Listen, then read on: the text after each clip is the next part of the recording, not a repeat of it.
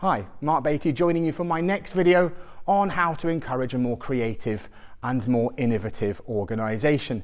And today, it won't take that much spinning around for you to work out that I'm filming from the hallowed halls of academia. We're in a university. And there's a couple of reasons that I'm filming here. The first is I work here and therefore it's really easy to film in university, but there is a second reason too, which I hope will become clear in a moment. So the video today is about implementation focus, a culture of implementation. And the reason we're starting with that, or coming from that angle, is in our research on creativity and innovation within the Dubai government. One of the major challenges that we found is that organisations are fabulous at starting initiatives and ideas, maybe not so great at seeing them through. And that brings us back to the concept of why I'm filming in a university. Think about your organisation.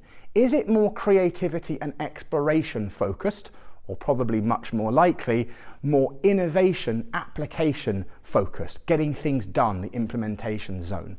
Now, what I tend to find with thinking about the culture of our organisation is that great strength is often at the root of your greatest weakness.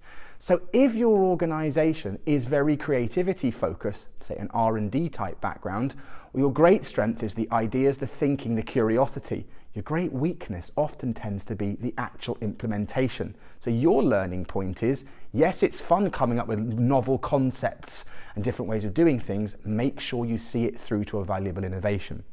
Now, the other end of this, what's probably much more likely in my experience, especially in Western organisations, is a relentless focus on making it happen.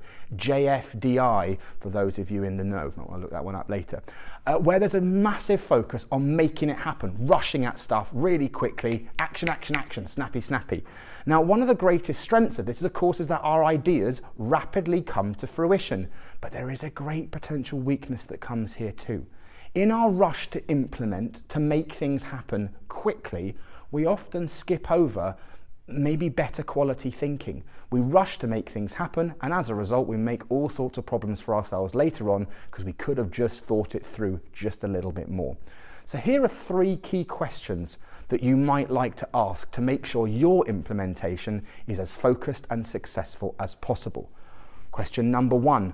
Why are we doing this? I know that sounds really obvious, but you'd be surprised how often we don't know the why behind what we're doing.